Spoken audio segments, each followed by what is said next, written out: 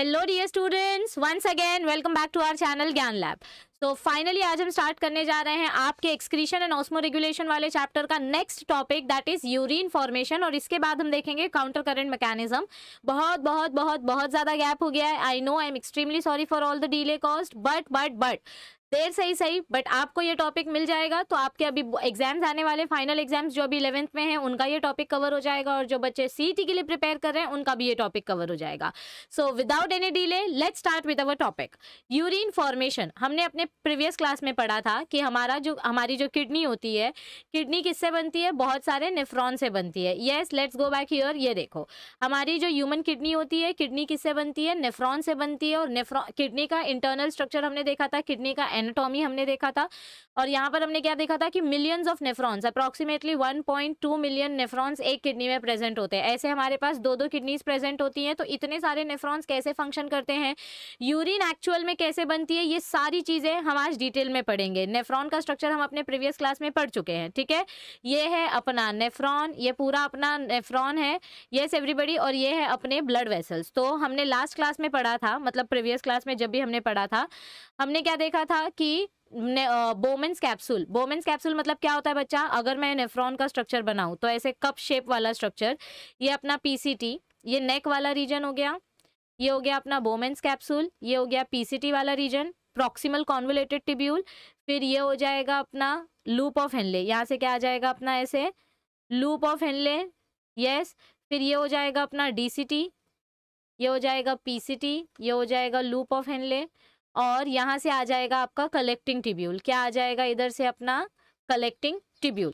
तो ये जो बोमेन्स कैप्सूल है हमारा, यहाँ पर ये बोमेन्स कैप्सूल, ये नेक रीजन, ये पीसीटी वाला region, loop of Henle DCT वाला रीजन और कलेक्टिंग टिब्यूल, ये हम अपने प्रीवियस क्लास में पढ़ चुके हैं। बोमेन्स कैप्सूल के ऊपर आपको यहाँ पर जो ब्लड वेसल्स दिखाई देती है, बोमेन्स कैप्सूल के ऊपर आपको यहाँ पर जो ब्लड वेसल्स दिखाई देती हैं, इसको हम बोलते हैं ग्लोमेरुलस। क्या बोलते हैं इसको हम? ग्लोमेरुलस। तो हमने प्रीवियस क्लास में पढ़ा था ग्लोमेरुलस प्लस बोमेन्स कैप्सूल, इन दोनों को मिलाकर हम क्या बोलते हैं? Glomerulus plus Bowman's capsule. Bowman's capsule, इन दोनों को मिलाकर हम क्या बोलते हैं? फटाफट बताओ चैट बॉक्स में। ग्लोमेरुलस प्लस बोमेन्स कैप्सूल, इन दोनों को मिलाकर हम क्या बोलते हैं? ये आपको चैट बॉक्स में बताना है, ठीक है। चलो सो स्टार्ट करते हैं अपने यूरिन फॉर्मेशन के साथ। तो देखो, यूरिन फॉर्मेशन के बारे में हमको इधर पे क्या बताया गया है? Process of urine formation is completed in 3 successive steps. Nephron मतलब किडनी में हमारा पूरा ब्लड फिल्टर होता है, ये हमारी किडनी है, किडनी के अंदर हमारा पूरा ब्लड फिल्टर होता है, और ब्लड फिल्टर होने के बाद यूरिन बनती है। तो यूरिन बनाने के लिए 3 स्टेप्स होते हैं। अल्ट्रा फिल्ट्रेशन, जिसको हम बोलते हैं ग्लोमेरुलर फिल्ट्रेशन, फिर सिलेक्टिव रीअब्जॉर्प्शन, और फिर होता है ट्यूबुलर सिक्रीशन। तो स्टार्टिंग विद अल्ट्रा फिल्ट्रेशन, एक एक करके हम तीनों स्टेप्स एकदम डिटेल में पढ़ेंगे। आपको बिल्कुल भी टेंशन लेने की जरूरत नहीं है, because when Anjali ma'am is here, why fear. तो let's start with ultra filtration. Ultra filtration मतलब क्या होता है? अल्ट्रा यानी कि मल्टीपल, अल्ट्रा मतलब क्या होता है? Multiple filtration.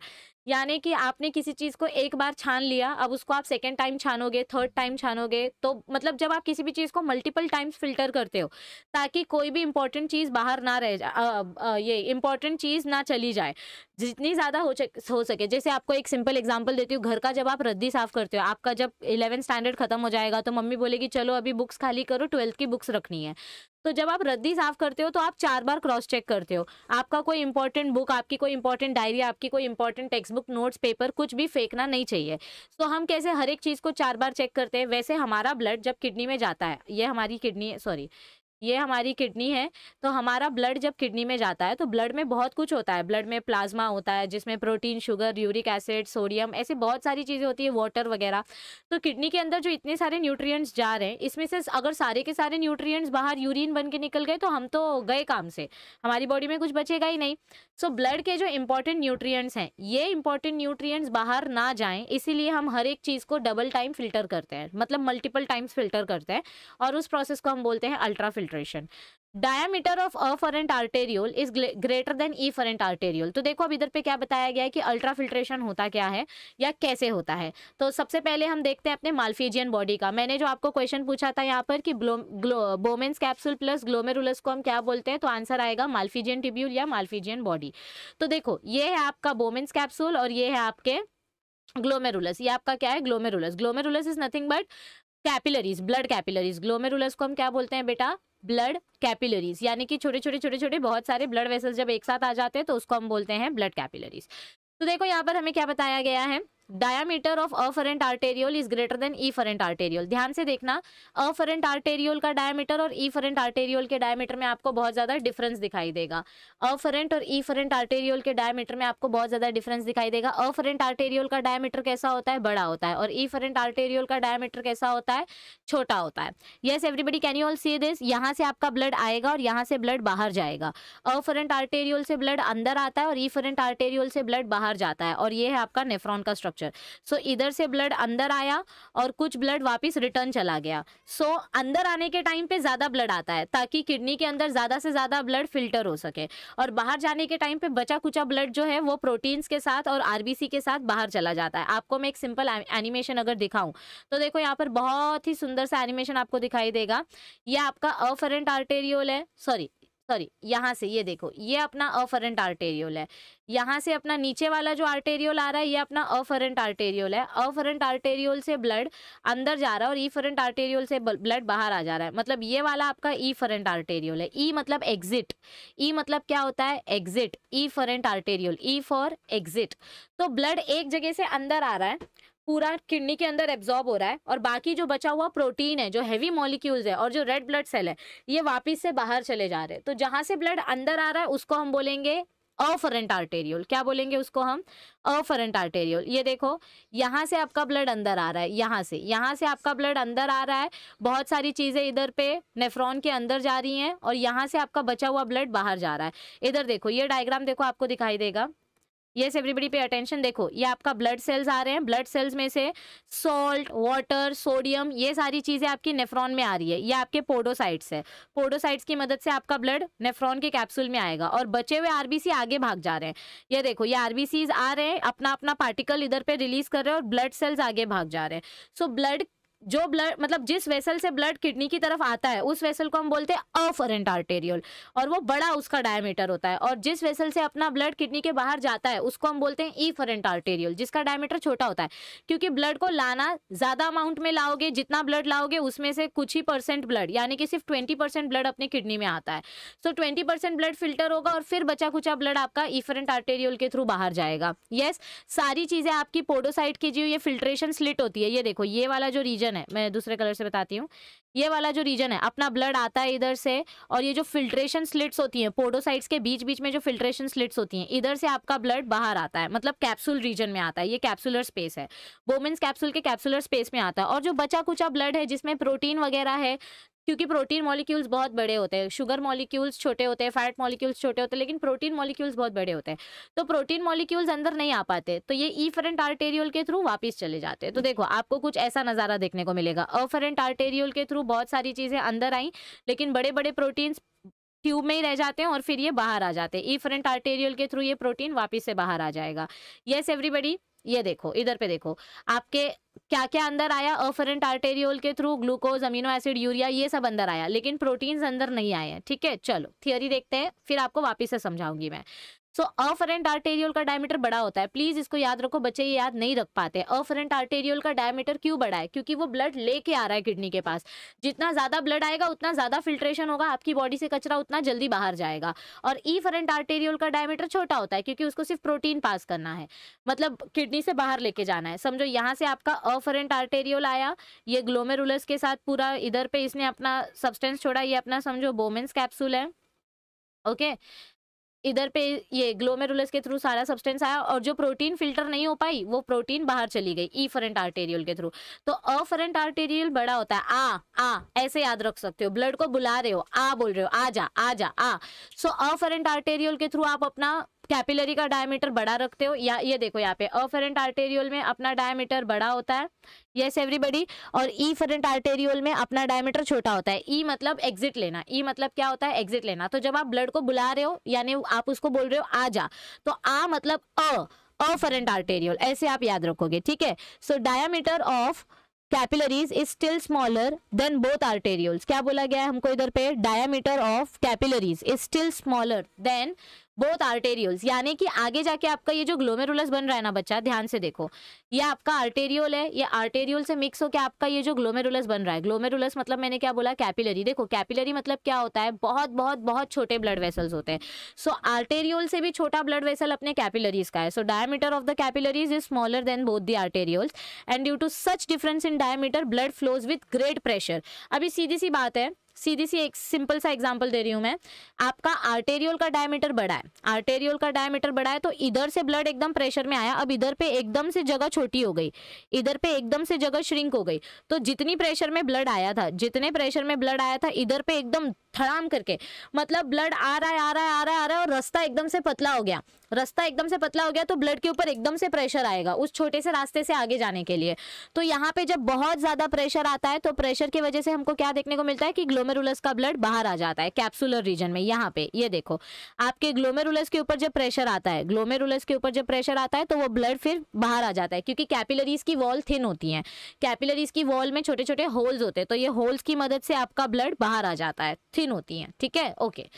So due to such difference in diameter, blood flows with great pressure and through glomerulus.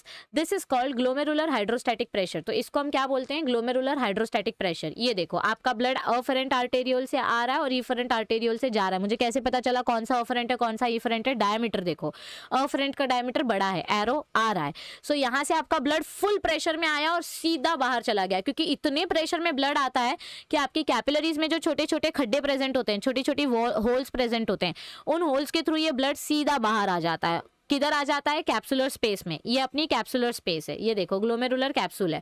तो अफरेंट आर्टेरियोल से जो ब्लड आया वो सीधा कैप्सूल के अंदर एंटर करता है, इसको बोलते हैं ग्लोमेरुलर हाइड्रोस्टैटिक प्रेशर, यानी ग्लोमेरुलस से जो प्रेशर में ब्लड आ रहा है, ग्लोमेरुलर यानी कि ब्लड, क्योंकि ग्लोमेरुलस के अंदर अपना ब्लड है, तो ग्लोमेरुलस से जो ब्लड प्रेशर जिस प्रेशर में आ रहा है उस प्रेशर को बोलते हैं 55 mmHg। ये हम कैसे मेजर करते हैं, जैसे ब्लड प्रेशर मेजर करने के लिए स्पिग्मोमैनोमीटर होता है, वैसे ही हम ब्लड वेसल्स को मेजर करने के लिए स्पिग्मोमैनोमीटर से कनेक्ट करते हैं। सो ब्लड कितने प्रेशर में आ रहा है, 55 mm मर्क्यूरी के प्रेशर में आ रहा है, okay, total blood pressure, okay. लेकिन इसके बाद बहुत सारा काउंटर प्रेशर भी होता है, बहुत ज्यादा अपोजिट डायरेक्शन से भी प्रेशर मिलता है, तो उसकी वजह से नेट प्रेशर पड़ता है 10 mmHg। क्या है ये मैं बताऊंगी, ठीक है, okay. So this is called glomerular hydrostatic pressure, यानी टोटल प्रेशर, आपके अफरेंट आर्टेरियोल से कितने प्रेशर में ब्लड आया ग्लोमेरुलस से, इसको बोलते हैं glomerular hydrostatic pressure, that is 55 mm mercury, okay, all right. अब आगे देखो क्या बताया गया है, ओके, ये देखो यहाँ पे आपके आरबीसी और आपके प्रोटीन्स कभी फिल्टर नहीं होते, वो इफरेंट आर्टेरियोल से वापस बाहर चले जाते हैं, सिर्फ और सिर्फ आपके आरबीसी और प्रोटीन फिल्टर नहीं होंगे, बाकी आपके मतलब आपके ब्लड सेल्स, बेसिकली आपके ब्लड सेल्स डब्ल्यूबीसी आरबीसी ये फिल्टर नहीं होते, बाकी सब कुछ फिल्टर हो जाता है, ओके, ऑल राइट। हाँ, तो देखो इधर पे, so this pressure is opposed by osmotic pressure of blood normally about 30 mmHg and capsular pressure. देखो अब होता क्या है, ध्यान से देखना इधर पे, हमने क्या बोला कि यहाँ पे आपका जो टोटल ब्लड आ रहा है वो कितने प्रेशर में आ रहा है, 55 mmHg के प्रेशर से आ रहा है, 55 mmHg के प्रेशर से आ रहा है और सीधा बाहर जा रहा है। लेकिन ऑलरेडी अपने कैप्सूल में कुछ लिक्विड प्रेजेंट है, कुछ वाटर वगैरह प्रेजेंट है, ओके, यहाँ पे ऑलरेडी बहुत सारे सॉल्ट्स प्रेजेंट है, जिसके वजह से ऑस्मोसिस होता है। What is osmosis, transfer of solvent from high concentration to low concentration, या फिर ट्रांसफर ऑफ सल्यूट फ्रॉम ऐसा बोल सकते हो, transfer of solute from low concentration to high concentration, yes everybody.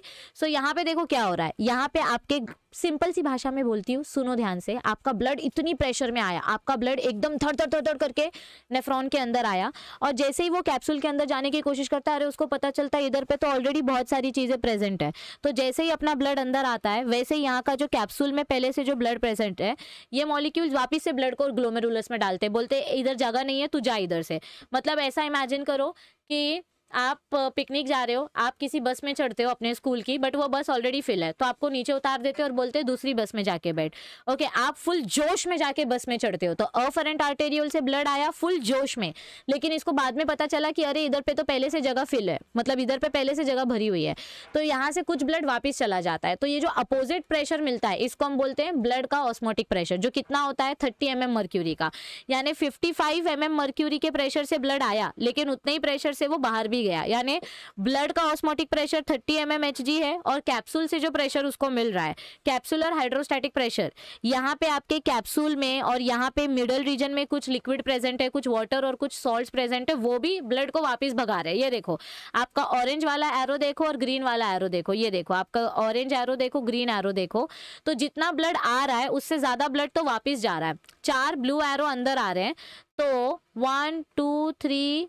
4 5 arrows बाहर जा रहे हैं, यानी कि ब्लड जितनी स्पीड से अंदर आया 55 mmHg की स्पीड से ब्लड अंदर आया, लेकिन अप्रोक्सीमेटली उतनी स्पीड से ब्लड वापस रिफरेंट आर्टेरियोल में चला गया, क्योंकि किडनी एक साथ इतना सारा ब्लड नहीं ले सकती, नेफ्रॉन छोटा सा स्ट्रक्चर है, एक साथ धड़ाम करके इतना ब्लड आएगा तो वो मतलब बैलेंस नहीं कर पाते हैं। सो ब्लड बहुत प्रेशर में आता है, लेकिन हाइड्रोस्टैटिक प्रेशर की वजह से, कैप्सूल के प्रेशर की वजह से और ऑस्मोटिक प्रेशर की वजह से ब्लड वापस चला जाता है। 45 mmHg का ब्लड वापस जाता है, ये 30 प्लस ये 15, तो 45 mmHg का ब्लड वापस चला जाता है।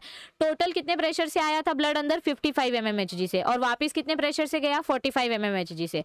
सो 55 माइनस 45 कितना प्रेशर बचा? 10 mm मर्क्यूरी का प्रेशर बचा, जो आगे जाता है और नेफ्रॉन के आगे ट्रैवल करता है, यानी कि जो किडनी के आगे, जो ब्लड यहाँ से पीसीटी डीसीटी ऐसे आगे ट्रैवल करेगा। 55 mm मर्क्यूरी के प्रेशर से ब्लड अंदर आया और 45 mm मर्क्यूरी के 45 mm मर्क्यूरी के प्रेशर से ब्लड बाहर चला गया, ये अंदर आया, ये बाहर चला गया, बचा कितना? 10 mm मर्क्यूरी। और ये 10 mm मर्क्यूरी वाला प्रेशर जो है ये आगे आगे आगे जाता है, क्योंकि अपना नेफ्रॉन बहुत सेंसिटिव स्ट्रक्चर है। नेफ्रॉन इतना पतला है, जैसे कि समझो आप एकदम पतला पाइप लिए हो, एकदम बारीक सा स्ट्रॉ लिए हो, अगर उसको आपने जोर से फूंक भी मारी तो वो फट जाएगा बीच में से, इतना पतला अपना नेफ्रॉन होता है, तो उसको हम इतना ज्यादा प्रेशर नहीं दे सकते। इसीलिए नेफ्रॉन के लिए कितना सूटेबल प्रेशर देखा गया है? 10 mmHg का। ओके, चलो आगे देखो थियोरी में क्या बताया है। हाँ, सो दिस प्रेशर आपका जो हाइड्रोस्टेटिक ग्लोमेरुलर हाइड्रोस्टेटिक प्रेशर है, इसको अपोज करने के लिए कितना है glomerular hydrostatic pressure? 55 mm mercury. तो इसको कौन कौन मिलके अपोज कर रहा है अपोजिट डायरेक्शन में? एक ऑस्मोटिक प्रेशर और एक कैप्सुलर प्रेशर। ऑस्मोटिक प्रेशर है 30 mm मर्क्यूरी और कैप्सुलर प्रेशर है 10 mm mercury, 10 mm mercury. So sorry 15 mm mercury. So 30 plus 15 कितना होगा? 45 mm मर्क्यूरी। ये दोनों अपोजिट डायरेक्शन में काम कर रहे हैं, मतलब मैं इधर से धक्का दे रही हूँ, तुम इधर से धक्का दे रहे हो, तो बीच में जितना ब्लड बचा वो नीचे आ जा रहा है, तो नीचे जो ब्लड आ रहा है वो कितना बच रहा है? 10 mm मर्क्यूरी का प्रेशर बच रहा है। So net effective filtration pressure कितना होता है? 10 mm मर्क्यूरी। ये वाला डायग्राम देखो सब लोग, इफेक्टिव फिल्ट्रेशन प्रेशर यानी कि फाइनली अपने नेफ्रॉन के अंदर ये जो ब्लड जा रहा है वो कितने प्रेशर में जा रहा है? 10 mm मर्क्यूरी के, क्योंकि ब्लड आते टाइम तो धड़ाम करके आया 55 mm मर्क्यूरी के साथ, लेकिन उसको अपोजिट प्रेशर भी झेलना पड़ा, है ना। आप आते हो फुल जोश में, लेकिन ऐसा जरूरी नहीं है ना कि हर बार आपको सब लोग सपोर्ट करेंगे, कभी कभी आपको वापस से अपोजिट प्रेशर भी मिलता है। सो ऑस्मोटिक प्रेशर, आपका ऑस्मोटिक प्रेशर आया अंदर, ओके, हाइड्रोस्टैटिक प्रेशर 55 है, अपोजिट में ऑस्मोटिक प्रेशर और फिल्ट्रेशन हाइड्रोस्टैटिक प्रेशर यानी कि कैप्सुलर प्रेशर आप लिख सकते हो, अगर ये याद नहीं रहेगा तो आप कैप्सुलर प्रेशर लिख सकते हो। तो ये 15 है, ये 30 है। ऑस्मोटिक प्रेशर यानी सॉल्यूट और सॉल्वेंट की वजह से, और कैप्सुलर प्रेशर यानी कि वाटर की वजह से। सो ये दोनों प्रेशर मिलके कितना हो रहा है? 45। सो 55 माइनस 45 इज 10 mm मर्क्यूरी। तो आगे ये अपना जो फिल्ट्रेट फ्लो हो रहा है उसको हम बोलते हैं 10 mm मर्क्यूरी। तो ग्लोमेरुलर फिल्ट्रेशन में क्या हुआ? The movement of substances from blood with in the glomerular into the capsular space. Glomerular filtration में क्या होता है? ग्लोमेरुलर से चीजें आगे जाती है। ट्यूबुलर रीअब्जॉर्प्शन में क्या होगा? The movement of substances from tubular fluid back into the blood. मतलब क्या बोला गया है? ये जो आपका पीसीटी है और ये जो आपका डीसीटी है, इधर से बहुत सारी चीजें रीअब्जॉर्ब होंगी। रीअब्जॉर्प्शन का मतलब होता है कभी कभी किडनी क्या करती है, किडनी में पूरा ब्लड गया है, किडनी में क्या गया है? पूरा का पूरा ब्लड पास हुआ है। ये देखो इधर पे, ये डायग्राम देखो, अपने नेफ्रॉन के अंदर सारी चीजें चली जाती हैं, सिर्फ ब्लड सेल्स और प्रोटीन्स ये आगे नहीं जाते हैं, बाकी सब कुछ नेफ्रॉन के अंदर आ जाता है। सो ये इतनी सारी यूजफुल चीजें जो नेफ्रॉन के अंदर गलती से आ गई हैं, इसको हम बॉडी के बाहर नहीं फेंक सकते ना। ग्लूकोज आ गया है, सोडियम आ गया है, कैल्शियम आ गया है, वाटर आ गया है, अगर हमने सब कुछ ही बॉडी के बाहर सुसु करके निकाल दिया तो हमारी बॉडी में कुछ नहीं बचेगा। बॉडी में अगर कुछ नहीं बचेगा तो हमको डिहाइड्रेशन हो जाएगा, हम बीमार हो जाएंगे। सो नेफ्रॉन के अंदर बहुत सारी यूजफुल, देखो हमारा जो ग्लोमेरुलर फिल्ट्रेशन प्रोसेस है ये एक अनबायस्ड प्रोसेस है, इधर लिख देती हूँ मैं। ग्लोमेरुलर फिल्ट्रेशन प्रोसेस कैसा है? अनबायस्ड प्रोसेस है। अनबायस्ड मतलब क्या होता है? इसमें कोई पार्शियलिटी नहीं होती है। अनबायस्ड प्रोसेस, इसमें कोई पार्शियलिटी नहीं होती है। ओके, इसमें कोई पार्शियलिटी नहीं होती है। हमारा जो ब्लड है वो यूजफुल और यूजलेस दोनों चीजें किडनी में भेज देता है। क्या कर देता है हमारा ब्लड? यूजफुल और यूजलेस दोनों चीजें वो किडनी के अंदर डाल देता है। सिर्फ ब्लड सेल और प्रोटीन का साइज बड़ा होने की वजह से ये अंदर तक नहीं आ पाते, लेकिन अंदर काफी सारी यूजफुल चीजें आ गई हैं। अब ये हमको वापस रीअब्सॉर्ब करके लेना है। मतलब समझो मम्मी जब रद्दी साफ करती है तो वो सब कुछ फेंक देती है, मेरी मम्मी तो यही करती है, सब कुछ फेंक देती है। अब उसको भंगार वाले के पास लेके जाने से पहले मुझे सब कुछ सिलेक्ट करना पड़ता है कि ये डालना है कि नहीं डालना है और ये फेंकना है कि नहीं फेंकना है। सो मम्मी ने रद्दी में एक साथ सब निकाल दिया, मतलब हमारे ब्लड ने क्या किया, सब कुछ किडनी में डाल दिया। लेकिन अब उसमें से बहुत सारी चीजें यूजफुल है ना। आपको पता है आपके बचपन की ड्राइंग बुक आपको पसंद है या आपका कोई रिजल्ट इंपॉर्टेंट है, तो आप उसको वापस से रीअब्सॉर्ब कर लोगे, यानी मम्मी ने जो रद्दी निकाली है उसमें से आप सिलेक्ट करके उसको वापस से पीछे कर लोगे। सो ये सारी चीजें जो गलती से हमारे ब्लड के साथ चली जाती है नेफ्रॉन में, इसको हम रीअब्सॉर्ब कर लेते हैं। तो इसको बोलते हैं ट्यूबुलर रीअब्सॉर्प्शन। क्या बोलते हैं इसको हम? ट्यूबुलर रीअब्सॉर्प्शन, जो नेफ्रॉन में होता है। और फिर इसके बाद जो बची कुछ चीजें होती है जो हमको नहीं चाहिए होती हैं, जो एब्सोल्युटली वेस्ट होती हैं, उसको हम क्या करते हैं? ट्यूबुलर सेक्रीशन, यानी movement of substances from blood into the tubular fluid. यानी जो आगे आगे पेरिट्यूबुलर कैपिलरीज होती है, देखो मैंने आपको इधर पे बताया था ना, ये वाला स्ट्रक्चर अपना नेफ्रॉन का, ये देखो ये स्ट्रक्चर हमने पढ़ा था कि आपके नेफ्रॉन के आजू बाजू में भी ये जो पेरिट्यूबुलर कैपिलरी का नेटवर्क है, इसको हम बोलते हैं वासा रेक्टा। क्या बोलते हैं इसको हम? वासा रेक्टा। रेक्टा मतलब क्या होता है? स्पाइडर के वेब जैसा स्ट्रक्चर, यानी कि कॉम्प्लिकेटेड स्ट्रक्चर। और वासा मतलब क्या होता है? Blood vessels. वासा मतलब क्या होता है? Blood vessels. तो बोमेन्स कैप्सूल से तो बहुत सारा ब्लड आ रहा है, लेकिन बोमेन्स कैप्सूल के अलावा हमारे नेफ्रॉन के आजू बाजू में ये जो पूरा बंडल फैला हुआ है, इधर से भी बहुत सारी यूजफुल चीजें और वेस्ट चीजें अब्जॉर्ब और रीअब्जॉर्ब होती है। मतलब यहाँ से वेस्ट चीजें नेफ्रॉन में जाएगी और नेफ्रॉन से इंपॉर्टेंट चीजें ब्लड वेसल में आएंगी। तो यही चीज हमको इधर डायग्राम में बताई गई है। ये देखो आपकी जो इंपॉर्टेंट चीजें वो हम रीअब्जॉर्ब कर रहे हैं और जो वेस्ट चीजें हैं वो हम वापिस से किडनी को दे रहे हैं पेरिट्यूबुलर कैपिलरीज की मदद से। तो इसको हम बोलते हैं ट्यूबुलर सेक्रीशन। ट्यूबुलर सेक्रीशन में ब्लड का कचरा नेफ्रॉन में जाएगा और रीअब्जॉर्प्शन में नेफ्रॉन का इंपॉर्टेंट सब्सटेंस वापस ब्लड में आएगा। सुनो ध्यान से, रीअब्जॉर्प्शन मतलब क्या होता है? अच्छी अच्छी चीजों को रीअब्जॉर्ब कर लेना, भंगार वाले के पास नहीं देना। और सेक्रीट करना मतलब क्या होता है? कि बचा कुचा जो कचरा है उसको वापिस से नेफ्रॉन को दे देना, कचरा नहीं रखने का अपनी बॉडी में। Yes everybody? ओके चलो आगे देखो क्या बताया गया हमको। हाँ, सो टोटल नेट प्रेशर कितना बचता है? 10 mmHg का प्रेशर बचता है। Walls of capillaries are extremely thin. हमारी ये जो हमारे ग्लोमेरुलस का अफरेंट आर्टेरियोल है, इसके वजह से, रुको इधर नहीं बनाती हूँ, इधर बनाती हूँ। हाँ, ये जो हमारे अफरेंट आर्टेरियोल का डायमीटर है, फिर ये ईफरेंट आर्टेरियोल का डायमीटर है आ और ई। तो ये जो कैपिलरीज हैं, ये कैपिलरीज की वॉल एकदम थिन होती हैं और हाई प्रेशर की वजह से इन वॉल्स से बहुत सारी चीजें क्या हो जाती है? फिल्टर हो जाती है। इन वॉल्स से जो ब्लड आता है, ये ब्लड फिल्टर होकर आपके कैप्सुलर स्पेस में चला जाता है, बोमेन्स कैप्सूल के कैप्सुलर स्पेस में चला जाता है। सो वॉल्स बिकम परमिएबल। परमिएबल यानी कि अलाउ कर देते हैं, ये फिल्टर कर देते हैं two major components of blood except blood cells and macromolecules like protein. तो ये क्या करते हैं? आपकी कैपिलरी से बहुत सारी चीजें कैप्सुलर स्पेस में आ जाती है, सिर्फ ब्लड सेल्स और प्रोटीन्स को छोड़कर। आपको नीट में क्वेश्चन आता है कि ग्लोमेरुलर फिल्ट्रेशन के टाइम पे, सुनो ध्यान से, ग्लोमेरुलर फिल्ट्रेशन के टाइम पे कौन से बायोमोलिक्यूल्स नेफ्रॉन में नहीं जाते? तो ब्लड सेल एक नहीं जाता नेफ्रॉन में और प्रोटीन आपके नेफ्रॉन में नहीं जाता है, क्योंकि ये लार्जर मैक्रोमोलिक्यूल्स है। Okay, so this plasma except proteins oozes out through walls of capillaries। तो क्या बोला गया हमको इधर पे कि हमारा ये जो ग्लोमेरुलस का कैपिलरी है, इस कैपिलरी से सब कुछ बाहर आएगा एक्सेप्ट प्रोटीन। प्रोटीन और ब्लड सेल पीछे ही रह जाएंगे, बाकी सब कुछ पूरा प्लाज्मा बाहर आ जाएगा, यानी कि बोमेन्स कैप्सूल में आके जमा हो जाएगा। Yes everybody? So plasma oozes out. Oozes यानी कि कम्स आउट। कहाँ से आया ये प्लाज्मा? कैपिलरी से। मैं आपको बार बार बोल रही हूँ, ये अपनी ग्लोमेरुलस की कैपिलरी है। ये देखो, ये अपनी ग्लोमेरुलस की कैपिलरी है। Okay, these are our capillaries of glomerulus. ये वाला पार्ट। ओके, ये आपका आर्टेरियोल है और ये आपका कैपिलरी है, ये आपका कैपिलरी है। ठीक है, okay. So thus plasma except proteins come out through the walls of capillaries. About 600 ml of blood passes through each kidney per minute. देखो क्या बोला गया हमको इधर पे, about 600 ml of blood, यानी कि एक्चुअली अगर देखा जाए तो हमारी बॉडी में टोटल ब्लड कितना प्रेजेंट है? Let's calculate.